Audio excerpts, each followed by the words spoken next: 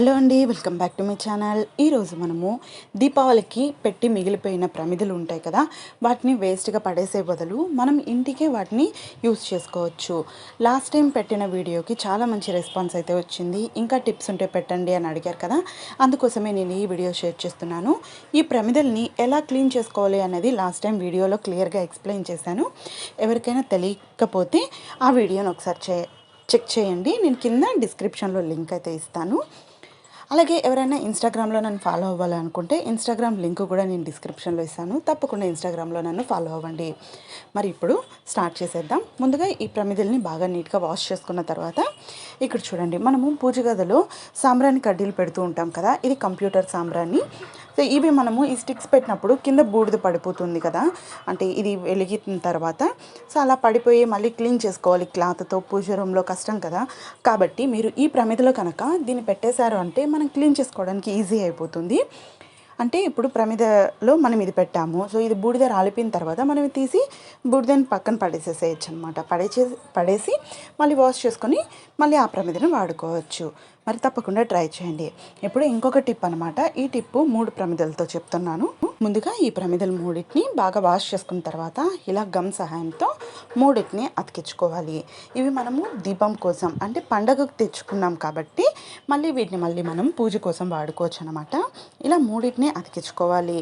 ఇది అతుక్కోవడానికి టైం పడుతుంది. అలాగే మనం వాష్ చేసిన వెంటనే ప్రమిదల్ని అతికిస్తే అతుక్కోవన్నమాట. కొంచెం బాగా ఆరిన తర్వాతే అతికించుకోవాలి. ఇప్పుడు ఒక దాంట్లో పసుపు, ఒక దాంట్లో కుంకుమ ఇలా వేసుకొని మనము పూజ గదిలో హారతి ప్లేట్లో పెట్టుకోవచ్చు అనమాట. ప్రతిదానికి పసుపుకి కుంకుమకి విడివిడిగా డబ్బాలు పెట్టుకోవడం కన్నా కూడా ఇప్పుడు మరీ చలికాలం కదా, పురుగు పట్టిపోతూ ఉంటుంది. మనం ప్రతిసారి డబ్బాలో చేతులు పెట్టి తీస్తూ ఉంటే అలాంటప్పుడు మనం ఇందులో కొంచెం కొంచెం వేసుకున్నామంటే ఈజీగా కావాల్సినప్పుడు వాడుకోవచ్చు, పురుగు పట్టదు, సో ఫ్రెష్గా ఉంటుంది. అలాగే గంధం బిళ్ళలు కూడా మీరు ఇందులోనే వాటర్ కలిపేసుకొని ఇందులో పెట్టుకోవచ్చు. కావాల్సినప్పుడు ఎండిపోయినా కూడా కొంచెం వాటర్ మళ్ళీ వేసుకొని గంధం బిళ్ళల్ని మనం వాడుకోవచ్చు అనమాట. మరి ఈ టిప్ అందరికీ యూజ్ అవుతుందని అనుకుంటున్నాను. మీకు యూస్ఫుల్ అనిపిస్తే తప్పకుండా ఒక లైక్ చేసి మీ ఫ్రెండ్స్ అండ్ ఫ్యామిలీ మెంబర్స్కి షేర్ చేయండి. అలాగే మీరు గంధం బిళ్ళలు నానబెట్టుకోవడానికి కూడా ఈ ప్రమిదల్ని వాడుకోవచ్చు. ఇప్పుడు మళ్ళీ మనకి పండుగలు ఎక్కువ వస్తూ ఉంటాయి కదా, అప్పుడు మనము పటాలకి గంధం పెట్టాలి అన్నప్పుడు వాడుకోవచ్చు అనమాట. ఇప్పుడు లాస్ట్ టిప్ అనమాట. ఇక్కడ చూడండి, మనం క్యాండిల్ పెడతాం, అది కరిగి కిందంతా పడిపోతుంది. అలా పడిపోకుండా క్యాండిల్ని వెలిగించేటప్పుడు మనం ఈ ప్రమిదలో కనుక క్యాండిల్ని వెలిగించుకున్నామంటే ఈ కరిగి మొత్తం మళ్ళీ మనకి ఈ ప్రమిదలోకి వస్తుంది. దాన్ని మళ్ళీ మనం వాడుకోవచ్చు కూడా. మళ్ళీ ఎక్స్ట్రాగా కింద పడిపోయిన వాటిని అన్నిటినీ వేడి చేసి వాడుకునే పని లేకుండా ఇదే క్యాండిల్ని ఈ ప్రమిదలో పెట్టడం వల్ల ఏంటంటే మనం ఊరికే జస్ట్ ప్రమిదని స్టవ్ మీద అలా పెడితే వేడికి క్యాండిల్ మొత్తం కరిగిపోతుంది. ఒక ఒత్తి వేసుకుని కూడా మనం దీన్ని రీయూజ్ చేసుకోవచ్చు. అంటే ఒక దెబ్బకి 2 పిట్టలు అన్నమాట. మరి తప్పకుండా ట్రై చేయండి ఈ టిప్ని. ఈ ప్రమిదని మనం ఇలా క్యాండిల్ వెలిగించుకొని ఈ ప్రమిదలో లోపల పెట్టేసుకుంటే సో పెద్ద క్యాండిల్ అయినా కూడా ఇందులో పెట్టుకోవచ్చు అనమాట. ఎక్కడ కావాలంటే అక్కడ మనము కరెంట్ పోయినప్పుడు క్యాండిల్ని ఇలా యూజ్ చేసుకోవచ్చు.